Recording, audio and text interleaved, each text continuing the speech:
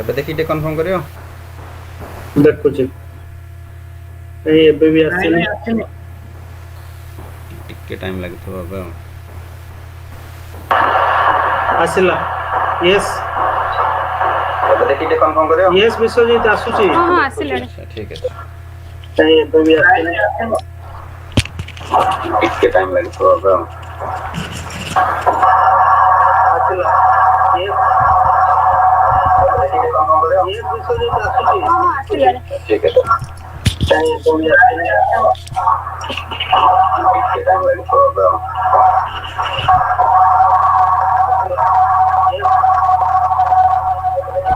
अच्छा विकास भाई मोर गोटे डाउट आमे एटा स्टार्ट हैला पर एठी रहइबा ना यूट्यूब को जिबा यूट्यूब रे देखियाटा बेटर। अच्छा ठीक है यूट्यूब सब लाइव ही सारलाणी सो प्लीज गो देयर। जो भी रहिले भी किछि असुविधा नहीं एटा स्टार्ट हैला पर एठी रहइबा ना यूट्यूब को जिबा इको हो जे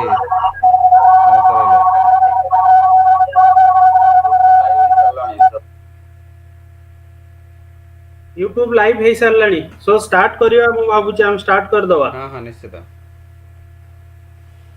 Jaydev Okay, formally welcome everyone to the third edition of webinar series by Amo Prayas. So I formally welcome our chair, Mr. Vikas Kumar Malik, and guest of speaker, Mr. Biswajit Pani. So over to you, Vikas bhai. Please control the dice.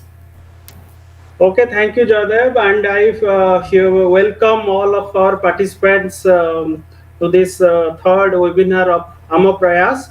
As you know, today is the third of the series that we are trying to educate most of our students. They have been connected with us through different means. So we try to the young minds who they are very much, have somehow expertise in their field. They are invited and they are giving a lecture. So today in that line, we are inviting Mr. Biswajit Pani, who is originally from Talcher. He did his schooling from Jawahar Navodaya Vidyalaya, Dhenkanal. He graduated in physics from BJP College, post graduation in financial economics from Madras School of Economics. Currently, he is working as a senior economist, wholesale banking, Rabo Bank, Netherlands. So today he is going to talk about the kind of data literacy that we require in 21st century. It means that all we know that we all are running in the fourth industrial revolution phase.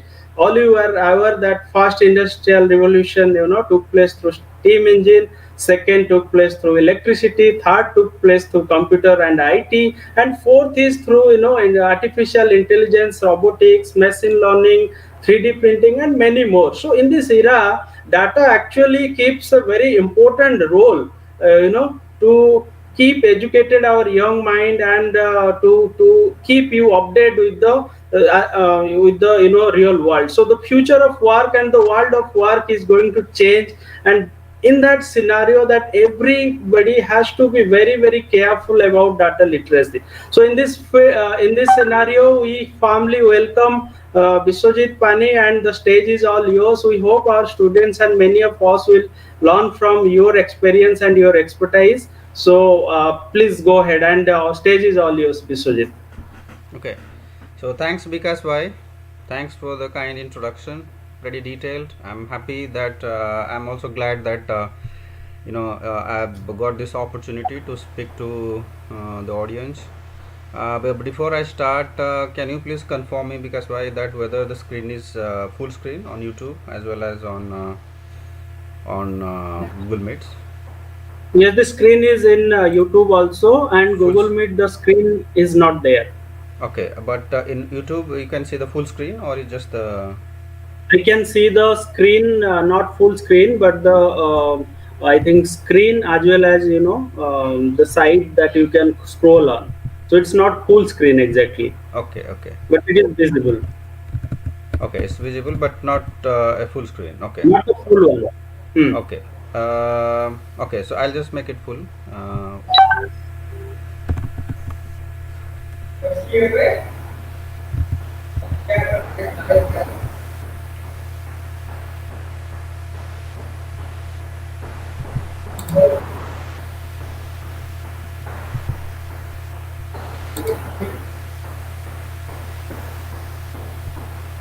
Alright,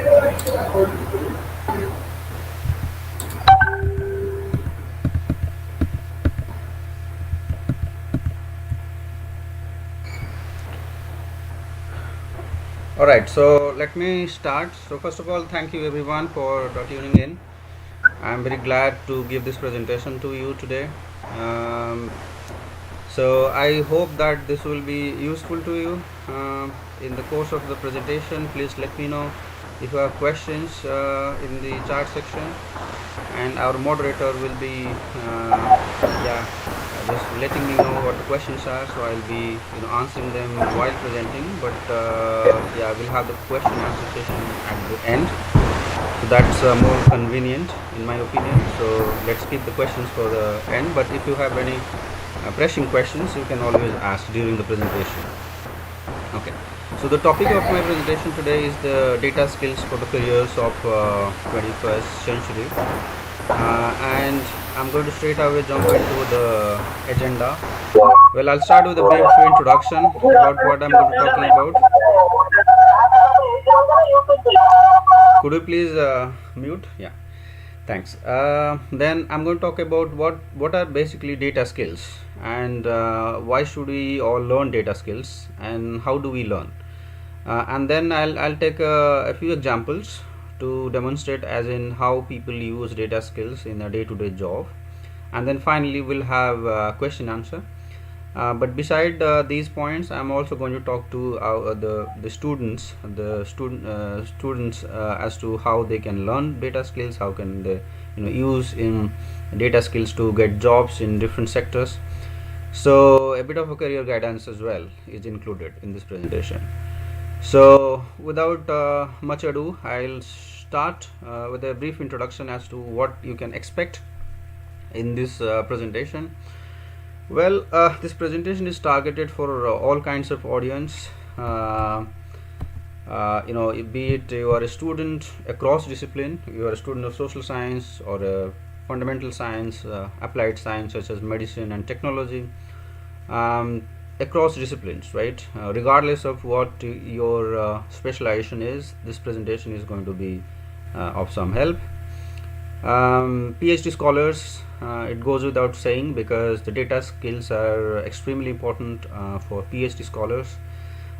Civil servants, very important these days. I think I mean, for a long time civil servants have been using data related policy making and implementing policies based on data, so it's nothing new for them. Academicians, very well familiar with data and empirical research, but I'll talk a bit about how they can improve upon that.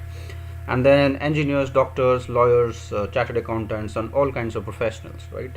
I have not been able to list out all the professions, but regardless of your professions, even if you are working in agriculture, you can make use of these skills. And then other professionals such as sales, marketing, human resource professionals, anyone working in any kind of industry will take something out of this presentation. And if you have questions, please let me know in your chat window. But I'm assuming for a moment that all of us are novice, as in we are beginners, so I'll start from the very basics. Those who have some familiarity, like those who come from statistics or economics background, I'm sure it will be somewhat redundant or somewhat pretty basic for you, but never mind. I would always prefer that people who have absolutely no background in data should gain most from this presentation. So okay, so as you know that we are in the information age. Every single day we are creating gigabytes of information through lots of things, but among others on the digital space, right? All of us are on Facebook, we are talking to people, we are giving our opinion, we are sharing links, sharing stories, sharing videos, blogs, newspaper articles, everything, right? Every click that we make, we actually create some data point. Be it any social media platform, not just social media but also the online commerce platform, whether it's Amazon, Flipkart, Walmart, these platforms. We book our train ticket, flight ticket. We enroll for university educations through online medium. So we create gamut of data um, every day, right? So like 20-30 years back, when internet wasn't very popular, in fact even until like 95, internet wasn't very popular. It was only limited to tech companies, big tech companies, and some banking organizations and research establishments and government, but not so much for the common human being. So collection of data was extremely difficult because data was to be collected offline, in an offline manner, and that is not just time consuming, but it's also very, very expensive, right? As some of you know that the some of these companies, if the FMCG company, they would do the survey, going door to door and collect data and so on, but that was difficult actually. So data was very less in those days, right?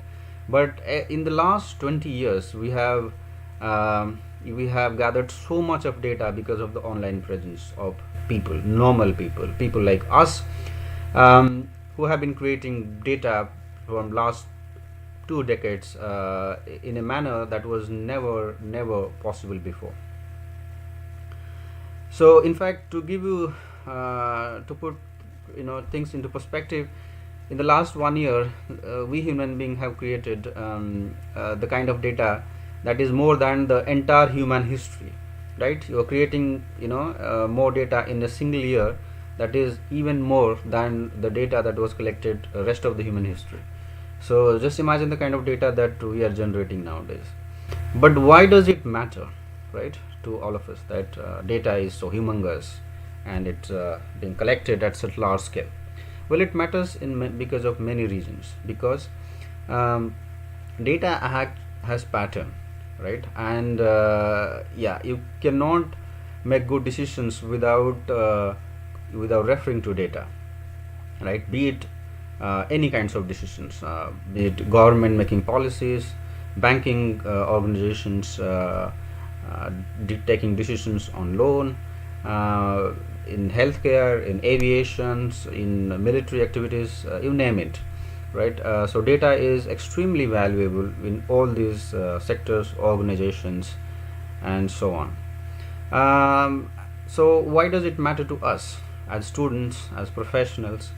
Well, because data is so important for all these sectors. There are lots of employment being generated in these sectors, specifically for people who can indeed analyze data, right? And it is happening all over the world, right? It's not just in India, it's happening all over the world. It's happening in Europe, US, Africa, in all over the world. The transformation is happening, and people with data skills are of huge demand in the government sector, in the private sector, public sector, non-government organizations as well. So directly as well as indirectly. So I'll come to that, what I mean by directly and indirectly. But just to give you some sort of a context, so data skills are not just another set of skills that only a specific number of people should have. These are now very common skills that everyone should have, right? To some extent, I mean, not everyone can be a specialist, but to some extent everyone should have some level of data skills, right? Regardless of your professions, you should be able to understand some level of data analysis. Like most of us are expected to know some level of mathematics, right? We are not expected to know numerical analysis, but we are expected to know at least the number system, right? All of us, right? Be it a government clerk or a civil servant, or you're a scientist, you are expected to know some level of mathematics. So is data science. Okay, so why is so important? Some organizations are putting so much emphasis on collecting data, which is no doubt less expensive these days, but still some amount of expense has to be made to collect data, to store data, to ensure that the data is of good quality. Why is so important? Because we make decisions every single day, like thousands of decisions we take every single day, all the organizations, be it government, right? Government is taking decisions on armed forces, on social sector, on power, on electricity, on yeah, all kinds of sectors, right? Telecom, you name it. So there are two ways in which decisions can be made. One is gut based decisions, where people simply take decisions based on the intuition, right? Or simply biased decisions sometimes, like especially in government. But you can also take decisions based on data, right? You collect data, analyze it, and based on the conclusion you take decisions. Or the third way is to combine the both. I mean, you take a gut based decision, but you supplement your decision based on data analysis, right? So these are three ways of making decisions. Now what used to happen in past was that decisions used to be gut based, pretty much gut based. There was some level of analysis, but not all sectors used to be able to do that because of the reasons I mentioned earlier. It's too much of expense, right? You cannot collect data easily. But now you can collect data easily from not only social media, but also from all kinds of information, because now information is digital, so it's easy to gather and also to store. So all organizations are now leveraging on that, and so it is increasingly becoming important that all of us are data literate, as we call it. So there are few forms of literacy, right? We should be able to write, speak, and read, right? So data literacy is becoming one of these very important criteria to be called as a literate. I mean, it's a too strong word. So yeah, I mean, but it is going to be. That's what people are expecting, that you should have some level of computer literacy and data literacy. Well, like 10 years back we were talking about computer literacy, now we are talking about data literacy as well, which will be complementary skills for each one of us. All right. Well, how do you make sense of the data? How do you ensure that the data that you have, you can make use of it in different things? And why I'm discussing this part is because we'll be then discussing about what the skills that will be needed to make sense of data. So that will come next. So the data that we have could be of any size. Could be small with 100 data points, could be just billions of data points, right? And you cannot analyze billions of data points just by looking at it. You have to use some mathematical or statistical tools to be able to analyze and understand what's going on, and that's not easy, because you require some level of computing skills to be able to do that. So you can make sense of data through summarizing it. Okay, those who are familiar with some level of statistic would know what a mean is, what a standard deviation is, what a range is, what is corpus is. So these things we need to know. These are basic things, and all of us should know about it. We are taught these things in schools, but we normally do not pay attention as to where it is used. And right, these questions always keep popping up in our mind when we were in schools, as in where on earth we will be using these things that what we are studying right now. Well, these things will be very useful in the industry, in the government. For example, we would like to know what is the average, for example, how many people on average migrated from a given state in a given year, right? So this is a simple information, but it is a very powerful information. The policymakers, so those who work in government, they would know this is extremely important information to know. Similarly, if you're working in healthcare, you like to know how many people survived on average after the operation was done, right? So you need to collect data, summarize data in different form. This is a simplistic form, right? But there are many more aspects to it, and you can build upon that. So from a very simple way to more sophisticated ones, and then make use of that. Then visualizing. Perhaps it's not very familiar to people who do not have a background in data. That data cannot just be summarized in this statistical form. You can also visualize through graphs, charts, and so for us human beings it's very important that we see something in visualized form to be able to understand it better. As the somebody I think it's well known that a figure or an image speaks 1,000 words, right? So that's very important, and nowadays it's becoming very popular, right? If you're reading the newspapers in Times of India or Hindu or Financial Times, Economist, whatever newspaper or magazines you're reading nowadays, you must be coming across a number of graphs and charts and so on. So these are very simplistic way, by the way. You can have many more sophisticated charts. You can make 3D graph, 3D charts. You can make all kinds of others important visualizations, and very easily nowadays with a lot of free softwares available. So these skills are very important. Then to be able to find relationships in the data, that's a bit more complicated, where you need to understand a bit more higher mathematics or statistics or econometrics, where you find out for example what are the reasons why you have high unemployment rate in the country, right? You like to know 5 reasons which are contributing towards the unemployment rate, or probably what's the reason why customers are leaving a given telecom firm, right? So you need to find relationship about customers leaving the company, or the unemployment rate in a given country, and the different factors responsible for that particular factor, that particular variable. So that would require a bit more mathematics, or a bit more sophisticated statistical technique. Those who are familiar with statistics would know you can do that with regression. You can use classification techniques for classifying customers into different groups. So we'll come to that in a moment, but these things are also important. And then you can also do forecasting predictions for future. So it's not just about understanding what happened in the past, but also to be able to forecast things in future. In our last presentation, I think Professor we had a presentation on forecasting COVID rates, right? So that kind of forecasting of predicting future is something that we also can do using data. And then optimizing.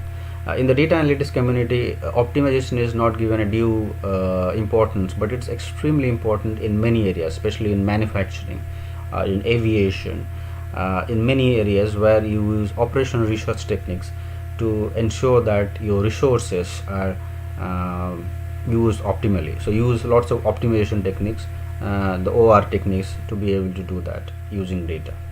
So these are some of the things that you can use to ensure that you get maximum benefit out of the data collection that we're making.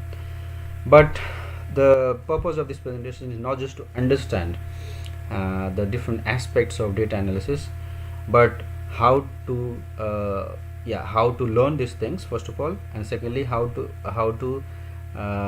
improve our employment opportunity, especially for the students in this those who are attending this presentation. Especially for those students, I would like to tell as to how they can learn and make use of these skills to get better jobs in the public as well as in the private sector. Okay, so some of the sectors which are using data heavily are like this: healthcare, heavily using data, be it data on patients, data on doctors, skills of the doctors, and so on.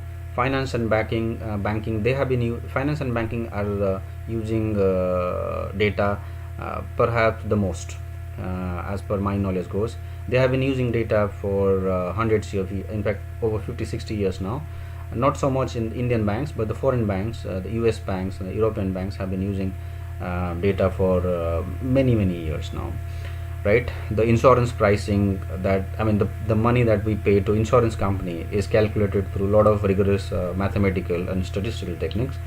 So so finance and banking is one sector that's using quite heavily. E-commerce is a pretty new thing, but it's also using data quite heavily. Retail is one.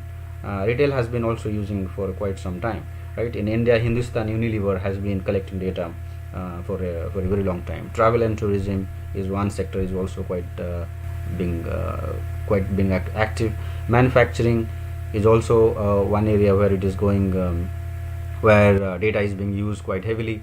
Government has been a bit lukewarm in terms of collecting data. We have our statistical department, no doubt about it, but I think the quality of data collected and the decisions taken based on this data is something that is that was not very in a way I would say not very effective, although that's just my opinion, and some people might disagree, but for a long time it was not leveraged to the extent it should have been.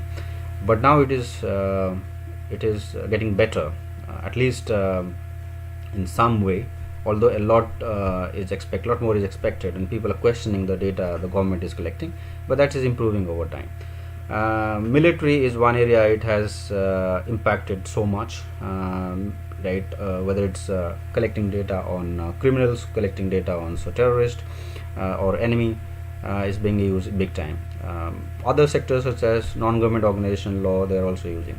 In academic research, it goes without saying that data analysis has given paramount importance, right? Be it social science, sociology, or be it in political science, or in all kinds of social science areas, we use empirical research. So is in science also, be it biology, geology, physics, chemistry, you just name it.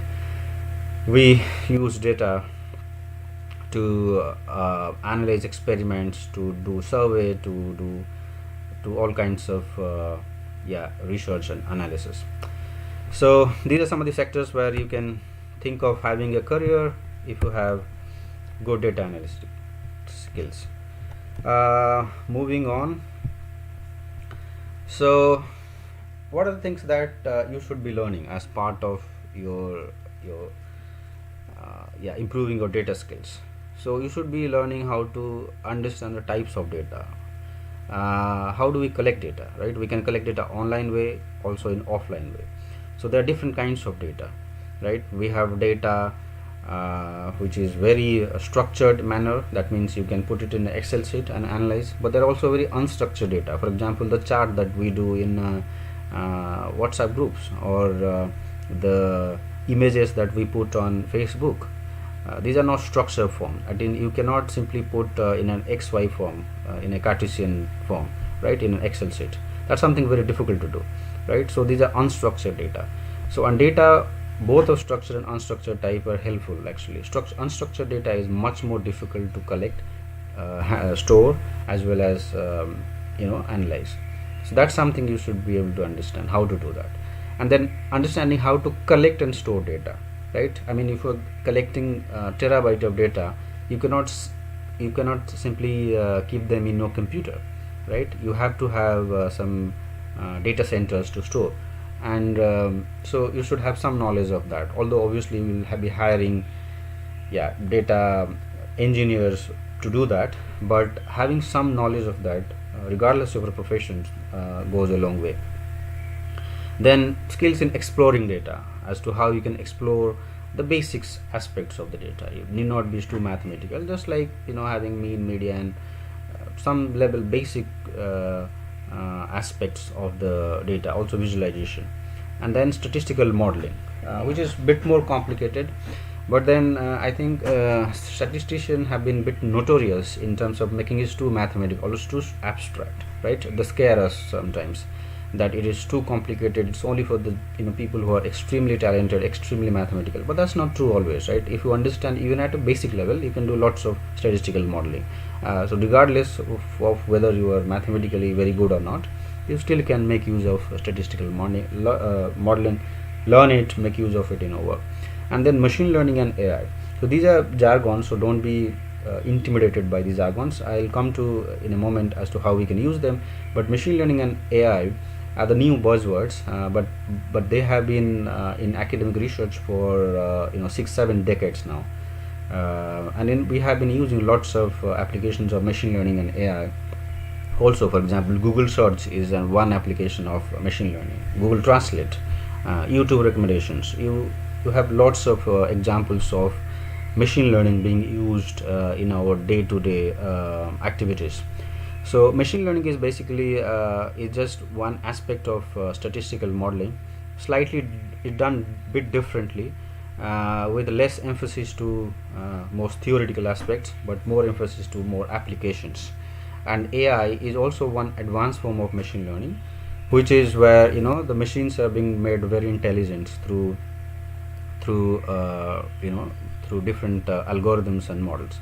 And for all these things we need data. Without data, whether it's statistics, whether it's machine learning, AI will not be possible. So you need people of different skill sets, right? Not everybody can do AI, but you can certainly do collect data and store it properly. So the companies are requiring people of different skill sets, right, complementing each other. So don't think like, okay, you are a student of social science, so how can you do AI? In my view, a lot of social science students as extremely important for the AI research that's happening. In fact, to tell you the truth, the first AI program was written by an economist. His name is Herbert Simon of Carnegie Mellon University. He was an economist, Nobel Prize winner in economics. He wrote the first AI program in the world, and he was a social scientist. He did his PhD in political science, but well known as an economist as well. So social science people are extremely important for the digital research that's happening. So never keep in mind that it's too mathematical for you, right? And the final thing is communicating the outcome of the data analysis to the audience, right? And that's where lots of people can be very useful. People like us who come from pure science or social science background, we can help more technical people, engineers, to do that, right? And engineers will lead us in order to communicate, not just communicate, but also to sort of ensure that we bring in our domain expertise to the product development and communicate from the research that's been done to the audience. Now let me tell you two things here on this particular topic, which is one thing is about data analysis is not just doing data analysis and writing a research paper, right? That's what normally is perceived by students who are doing economics or statistics degrees. So data analysis has two main outcomes. One is it could be an analysis result presented in a paper, research paper, or it can also be a product, a software, right? A research paper would be a working paper from Reserve Bank of India. They use lots of data, they use statistical modeling, and the end product is a research paper, right? A working paper. But you can also build a software using the analysis that's done. And one example is you go to Flipkart's website. They use lots of statistical modeling in the background. Like some of my friends are working with Flipkart who studied economics with me. They're building models. So these models are now being implemented on Flipkart's website, where you are being recommended products based on your search, your browsing history, right? So based on the browsing data, they build model, and that model is being implemented on the web portal of Flipkart as a software, right? So in both cases, you will need people with good data skills to be able to make that happen. Okay, so a bit more about the skills. So these are some of the skills that it's mentioned in the Harvard Business Review as these are some of the important data skills that people should be having. But we have spent quite some time on that, so I'm not going to spend more time. But you can always take a look on this. And then I'll take some of the case studies to explain as to how companies are using, not just companies but also government is using data for different things. First one is about credit scoring. It's very popular in banking and financial organizations, where when you go to banks for a loan, bank would like to know your credit worthiness, whether you are worthy of the credit or not, whether you will be repaying the money that the bank will be lending to you or not. Oftentimes people are not credit worthy, right? So bank will not simply give away a loan to every one of us. So how do bank take a decision on that? So, well, bank can collect lots of data about us, our income history, our demographic history, lots of things it can collect, and then it can relate it to the historical payment behavior of its customer, right? And that's when relationship comes into picture, right? You remember I was talking about relationship, about different factors, different variables. That's something the bank can do by collecting data, right? So what it does is that it takes into account the historical data and builds statistical model uh, to to predict the credit score of a given customer or a new customer based on the historical data. Okay, how it does is just a is something that, you know, it cannot be explained in just yeah, in this presentation, because it's a bit more complicated. But yeah, just to give you a very simple idea as to how we can do it, is just that it collects different behavioral data of customer payment historically, and it builds some sort of a regression model. Basically, you know, those who are familiar with regression would know this. They use some kind of a logistic regression or a probit regression, or some machine learning model like tree based model, to build that model, and then they use that for the new customer, and then finds out the creditworthiness. Creditworthiness basically that your score lies between 100 to 1000, and if you are close to 1000, like, you are highly creditworthy. If you have score like 200, 300, you are less creditworthy. So bank will take decision, okay, people with score above 600 we will give loan, and people with 600 to 400 we will give loan, but with a higher interest rate, because they are riskier customers. They are of you know, highly risky customers, so we will charge more interest to them. So this is how it's done, right? So this is just one example. And then in product recommendation, right? If you purchase something on Amazon, then it recommends product to you. But how does Amazon know what you like, right? But oftentimes you would have seen that the product that it recommends actually something that interests you, something, right? So how does it do it? Well, it collects data from your past historical browsing behavior on the Amazon website, and then it automatically uses these you know, models to recommend you product that suits you better.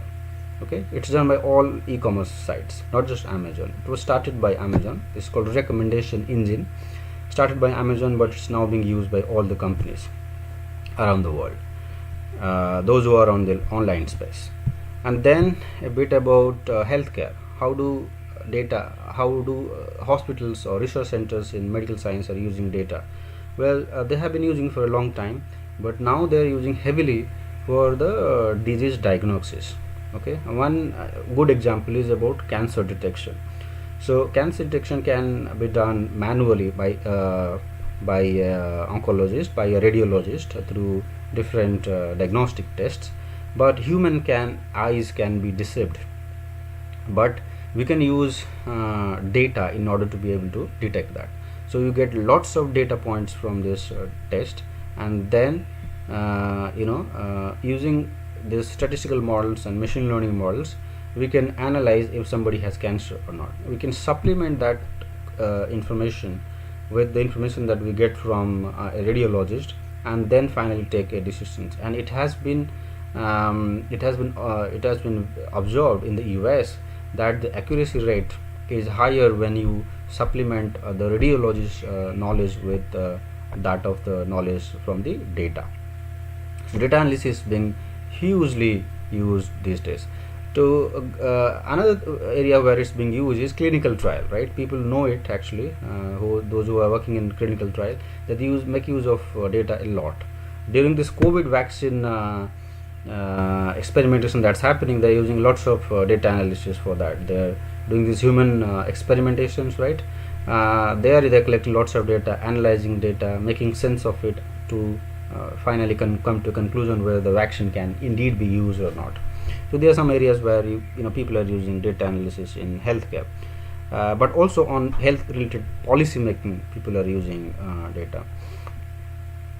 Then in more social science related, more for example in election strategy, people are using data as well. It's also being used in Indian elections, in state election as well as in central election. It was heavily used during 2014 campaign by BJP, also by Congress. But I think I know people actually were working in both the data team of Congress and BJP, and I know that BJP had invested more time, more money, more resources into collecting data, election related data, and making use of that. So IAPAC is one organization which is dedicatedly working for many governments in past. The picture on this slide is Prasant Kishore, right? Many of you would know him. He is also he's an election strategist, and he makes use of data a lot. And in fact, he's associated with IPAC these days, and that company is hiring lots of social science people from political science, sociology, history, to do all kinds of research these days. This also being used by newspaper companies, right? You be it Economics Times or Times of India or Hindu, they're also hiring social science people to do data analysis on the stories that they're writing about. Okay, so next case is about yeah, so it's basically the same election thing, that it's also happening big time in the Western countries. You might have heard about Cambridge Analytica, yeah, intervening into US election. That's quite unfairly though, right? Because it was using personal data from Facebook to do that, and that's where the ethics comes into play. But that's a separate topic as to how we can bring ethics into data analysis. It's a separate topic. I'll touch upon a bit at the end. But the point here is that data is used heavily in the election campaigns as well. Barack Obama, by the way, invested a lot of money in his campaign at that time. So he hired a lot of data analysts, economists, social scientists to gather data, to crunch data numbers before he comes up with. So everything he did that time during his campaign was based on data. Then data journalism, I have spoken about it a bit. It's heavily being used, and now you simply cannot write a story without justifying with data, right? People will simply term it as just an opinion, right? It's easy to give opinion, but it has to be backed by data, and that's what data journalism is all about. So that's where your skills, about the basic skills, right? Simply like exploring the data with basic statistical basic summarization techniques, such as having mean, median, or that kind of thing, or visualizing data. So that's something you can that's something journalists are doing these days. Okay, then in policy making, right? Those who work in government can tell it better than me how important data is for policy making. In India, we have lots of organizations doing that. Reserve Bank of India very famously is doing that. You can also download a lot of data from there. They are collecting lots of data for the monetary policy making. You have NIPAP, ICRIR, many think tanks in Delhi. They're using data for that. I'm sure also in economic research policy, I know Vikas Bhai or Deepak would know this. They're using lots of data for the decision making happening in the government. And then in academic research, right? So in academic research, people have been using data for a very long time, especially in science and engineering.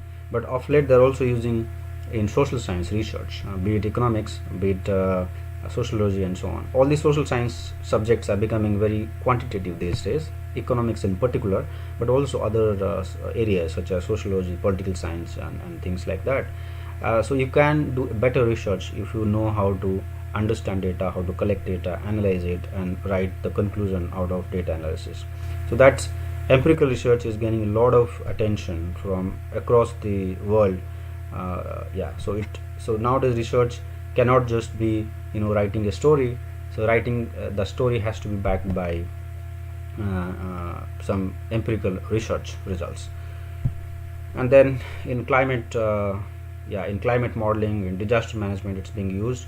If you know, like 20-30 years back, there were a lot of people used to die because of cyclone and all these natural calamities, but things have changed so much because we are able to forecast better. We know it well beforehand as to when the cyclone will be coming.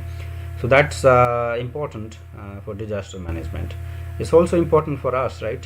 For agriculture, for people in agriculture, for normal people also, right? You want to know whether there will be rain tomorrow or not, right? And your smartphone is able to give you that information. But how does it do it?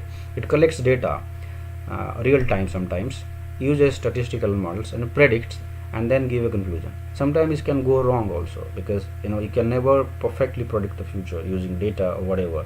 You can simply increase the chances of the prediction being correct by using data. That's what these devices are doing for us. Language translation, this is more of an engineering applications. As you know, you write in English, you can translate into Spanish or Hindi to English, right? So that kind of a thing we're taking it for granted, but that was extremely difficult even like 20 years back. So it was very difficult, right? But now it's very easy, right? I use it every now and then because I live in a country where a lot of people do not understand English. They write emails in their own language, but if in fact in my slides also you can see this is Dutch. Actually, I don't understand, I don't know anything about Dutch, but I simply use Google Translate to translate into English and then understand. That something very easy these days, and that's possible because of the database research that's happening, or the data team that's there in Google and all these tech companies. So the reason why I'm telling all these things to you is because to give you an idea as to how data is getting so much of importance in all sectors, right? Regardless of all across the sectors, right? You cannot name a sector which is not investing money and time and resources into data, and therefore it's so important to have data skills or to be data literate in the modern times, right? Finally, the example of autonomous car. If you're following tech news, you must be familiar with this, that tech companies are investing to use data, your lots of data, to be able to build product that will drive the car. You don't have to drive yourself, the car will drive itself, right, without any human intervention. So that is autonomous car. It is to some extent successful already, but it's a long way to go rather, but there has been some level of success in this aspect. That's part of the artificial intelligence, where you do heavy mathematical model, very complicated mathematical models for that. Now you might be wondering, okay, but how does it matter to me? Well, you'll be surprised to know that a lot of these computational techniques, even if you do not know how they have been built, you can use them in your work, right? You don't have to understand the background of every single thing, right? It's difficult for all of us to understand everything that goes on into that model or to that algorithm or that technique or tool. For example, we don't understand how, for example, energy is being transformed from one form to the other, right? But we make use of radio, we use radio, we reuse TV, we use electricity, but we don't really understand. A lot of us do not understand actually how electricity is being produced, right? The theoretical aspect of it. I mean, you don't have to understand electromagnetic equations to be able to use electricity. Similarly, you don't have to understand the theoretical aspect of AI to make use of AI in your day-to-day work, right? Probably in one more webinar sometime in future, I'll give an example of how you can very easily use AI to do some interesting work, how you can automate a lot of things by using artificial intelligence. So that's I'm going to do that in maybe in future sometimes, and it's very easy actually, not that complicated. It sounds a bit complicated when I talk about it to you, but it's not that complicated to be honest with you. Okay, so the question is, why should we learn these things? I mean, what does it? So I mean, obviously it will take some time to learn these skills, and why should we learn? The short answer is that you can be a better professional, right? You may be a civil servant or a professor or a banker or just about anyone working in other fields, but some skills of data makes you a better professional, right? To what extent you learn depends on your profession, You don't have to be a master of everything, but having some basic knowledge makes you a better professional. And your employment, the demand for your employment goes up quite substantially if you can showcase that you have some data skills. So demand in the job market would go up if you know some data skills, and you can be a better decision maker both in your life as well as in your professions. That's very important, and your work will be of higher impact to the organization that you are working with, be it government, be it private or public. So therefore you should learn data science. All of us should learn some data skills. All right, and then question is, how can we learn, right? All that is good, it's important, fine, but how do we learn? Well, you can learn at university. If you are a student of science or engineering or statistics, economics, you are all learning some level of data skills, right? But not all academic disciplines teach you data skills as part of the full-time program in universities, right? When I was a student in BJB college as a physics student, we were not any data skills, although data skills are very important for physics research, but we were not taught at a bachelor's degree. At least I know in masters and PhD they do teach you, but not at bachelor's degree. But you can certainly learn yourself, because you are learning some level of skills in theoretically using books and all, but you can simply take that to a bit more higher level by learning, supplementing a bit with the self-learning.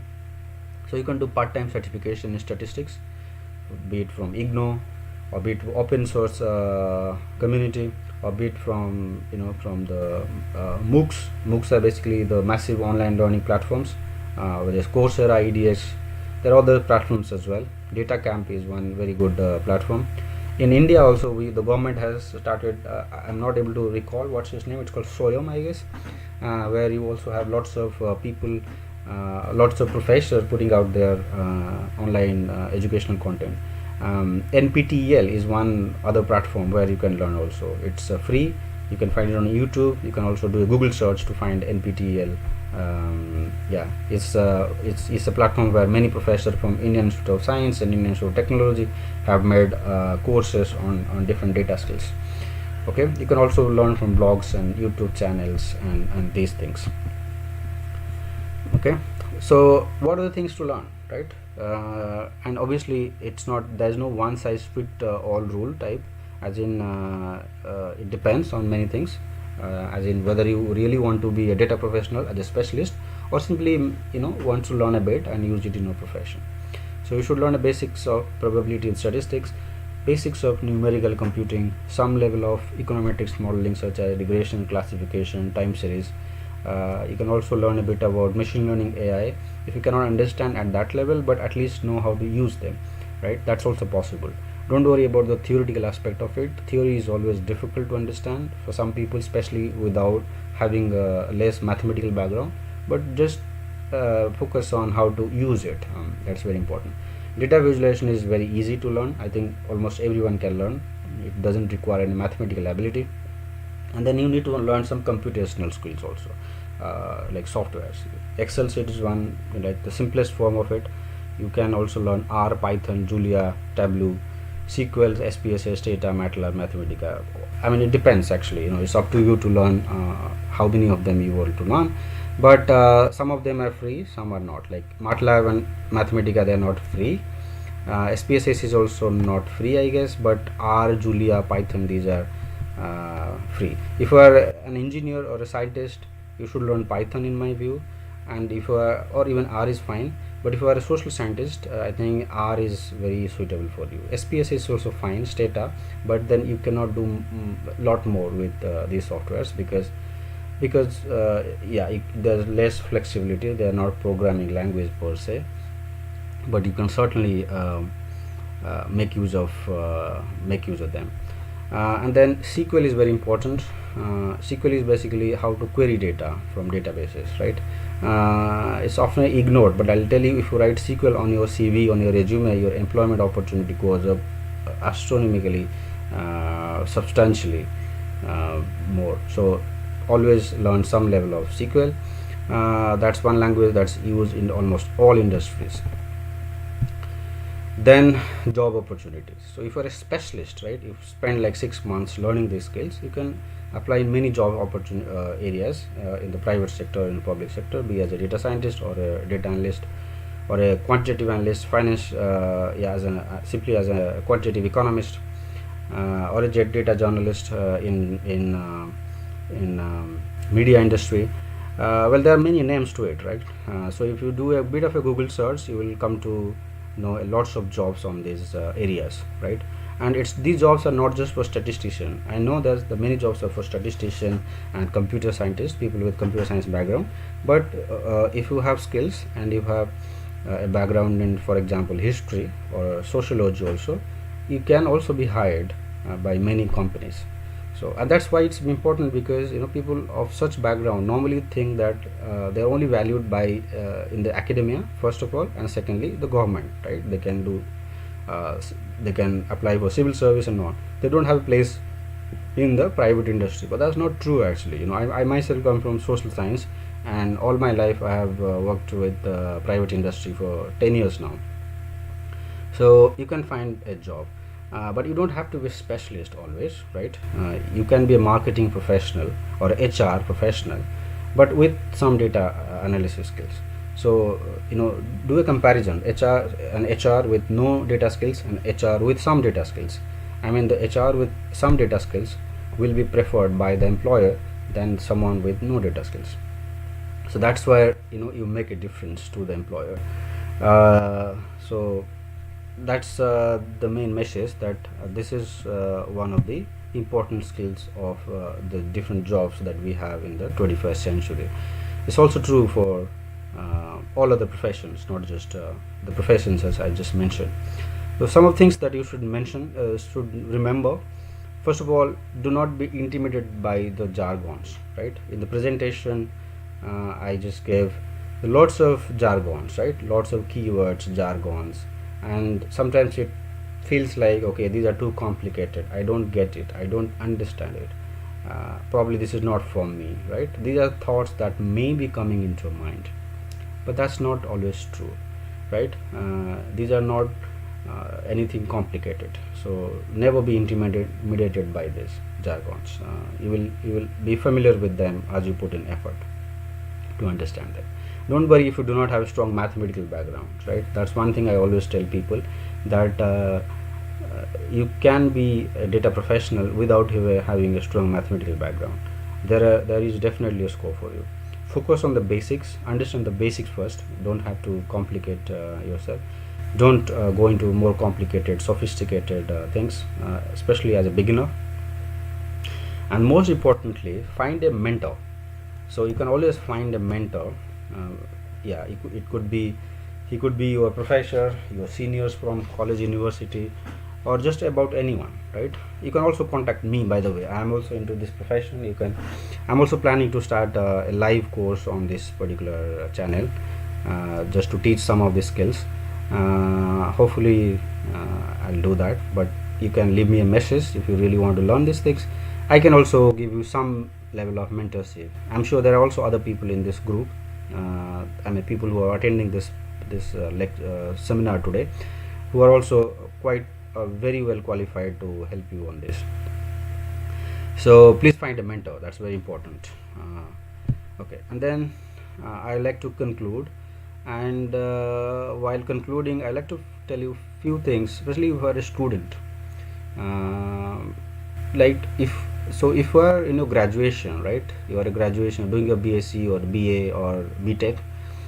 Learn some data skills, right? Not just keep yourself to books, but if you do not have a laptop or a computer, just use someone else, or just go to cyber cafe. I'm sure you are using cyber cafe for all of the things, but learn some data skills there.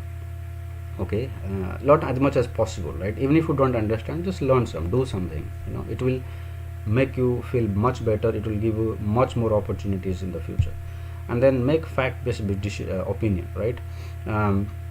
Whenever you see something, you want to do something. Also in your regular life, you can make lots of decisions just by looking at some sort of a data, right?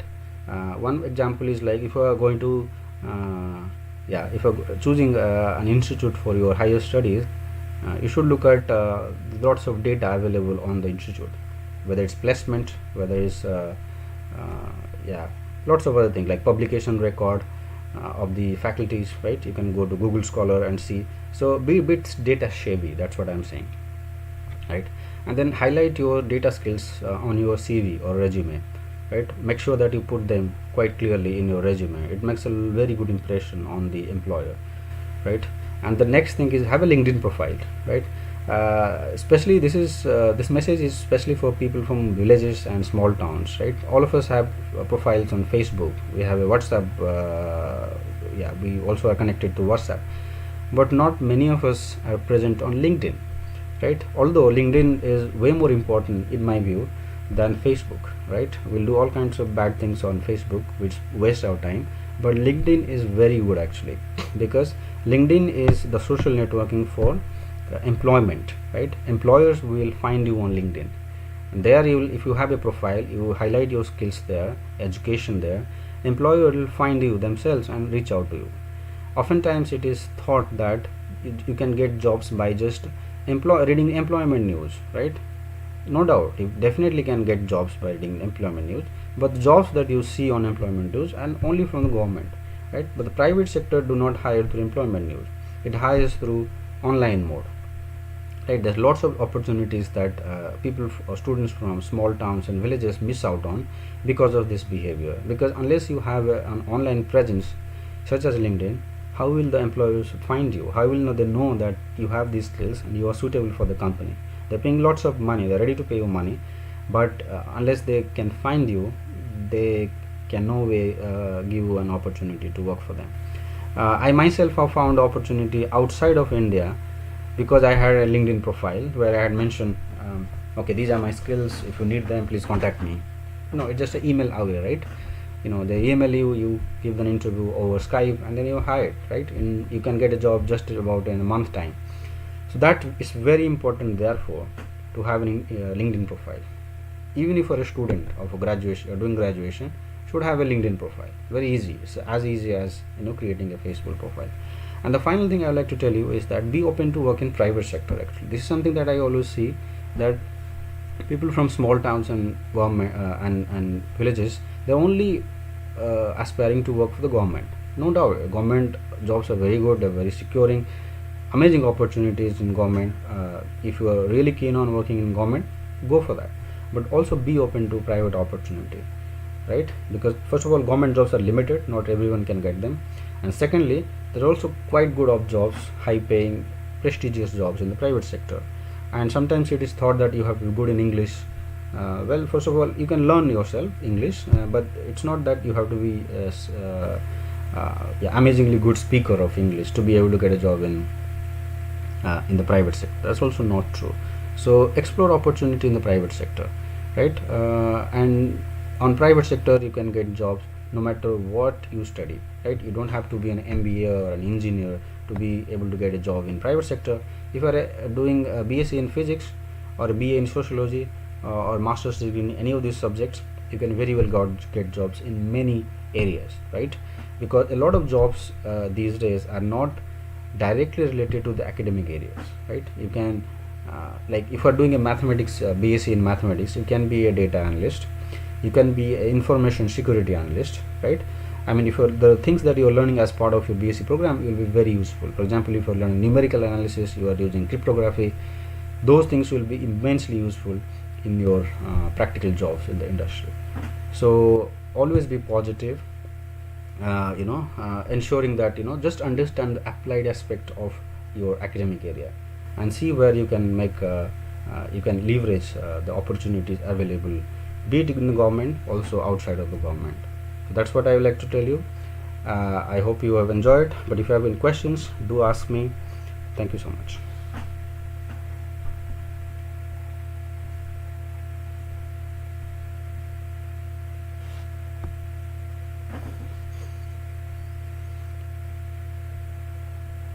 Okay, just I'll go through the questions one by one.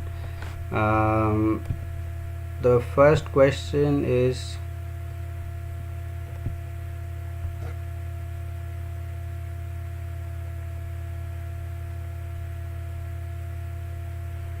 Can AI help to overcome manipulation of data? Yes, it certainly can help avoid manipulating data.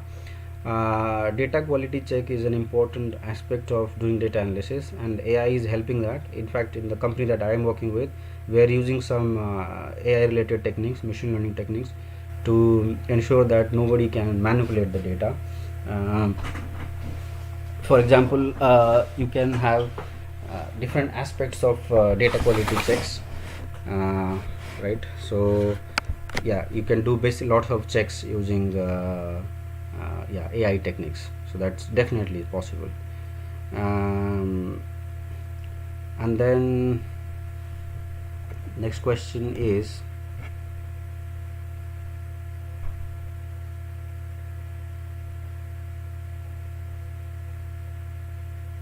yeah, so how is it possible to have these things in the universities, especially because the economic constraints? Well, first of all, yes, I understand that university cannot have the infrastructure that is required. I mean, it cannot match the infrastructure of the foreign university or western universities, but it can certainly do that at some level, right? For example, yeah, when I was a student like 15 years back in BJV college in Odisha, we did have a computer, right? I'm sure there was an Excel sheet there, or you can also download some free open source software and teach students. Nobody did that in those days, right? Although it is very, I'll tell you one of my experience. So we used to do this experiment, physics experiments, and we used to collect data, and we had to fit a least square line. Okay. uh, Now fitting a least square line, we used to, you know what, how we used to do? Our professor taught us that you draw a line that passes through these 3 points just by hand, right? That is very unscientific, right? You can very well do that using a very simple software like Excel, or downloading some free software, R, for example, R, right? But our teachers never taught us these things. But these are extremely important. You can very well fit a least square line using a very simple software. So these things can be done. I'm sure you cannot have a supercomputer in each and every university, but you can certainly teach some basic data skills to all the students.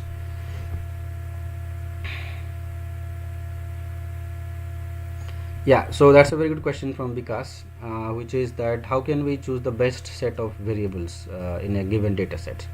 Okay, so that's a bit technical question, I would say. I'm not sure if everyone would be keen on yeah, on this more technical aspects. There are lots of good techniques, as you know, because you are from a statistic background, I know. You can use principal component analysis. Yeah, you can also use other kinds of techniques, such as, you know, just to find the Gini coefficients for each one of these variable and choose the one which are having high Gini. So the ones with high predictive power, just choose them, right? So this is one way of selecting important variable. That you can also do it expert driven. That means the experts working in given domain can help you choose the best set of variables also. But you can also automate that using principal component analysis, yeah, things like that. Also visualization, using visualization you can select important variables. Then question is, how can we analyze unstructured data? Very good questions. Well, unstructured data is very difficult to analyze, first of all, but you can, first of all, either you have two ways. Either make it structured, which is possible. For example, let's say you have chart data, right? People are chatting over WhatsApp, and you have data for that, and you would like to know the mood of the people who are chatting, right? Just take the keywords, okay, and put it in Excel sheet and just see how many times they appear in the chart, right? That becomes structure. And then analyze what is the mood. If you have words like where you have more number of counts, such as happy, or, you know, exciting, these things are used more often, then the mood is happy. Otherwise it is not, right? So you can do such kind of analysis. You can also do lots of other analysis using unstructured data. For example, you can do a lot of visualization, actually. That's possible using unstructured data. For example, one simple example is a word cloud, right? Word cloud You might have seen it in many places. Word cloud is one way of analyzing unstructured data.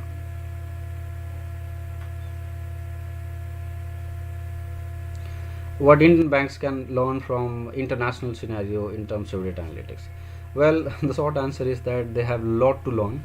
Well, Indian banks are lagging behind big time. A lot of them do not simply use credit score.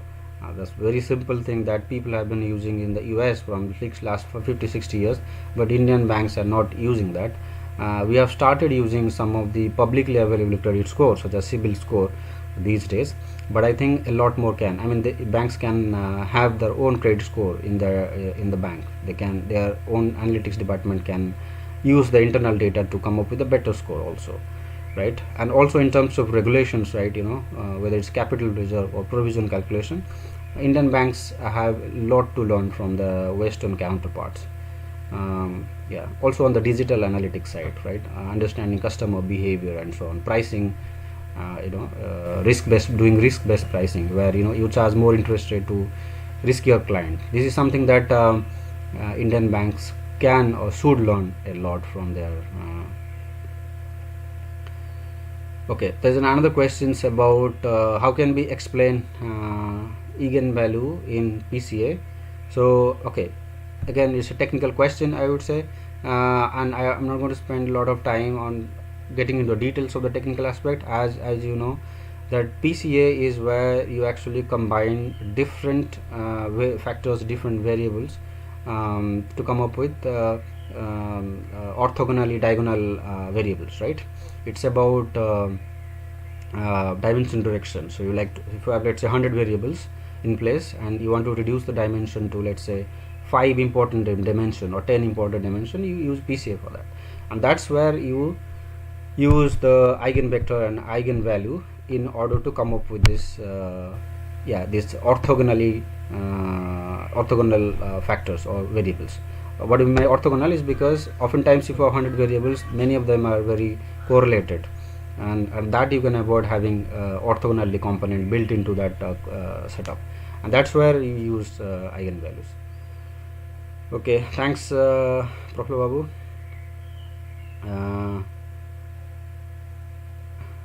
Yeah, so another question is, kindly give some idea about biplots, sir.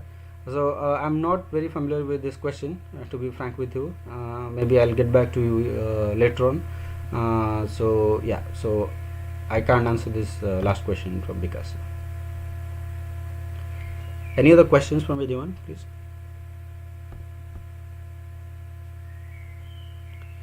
Okay, if there are no more questions, then we are good to close the call. So I'm very thankful to all of you, those who watch this session. If you have further questions, please do let me know. You can still use the chat session to ask a question. I can answer them in the comment section, or even in the chat section I can answer later on. So I'm really thankful to you. So yeah, then looking forward to having another session maybe sometime in the future. Thanks everyone.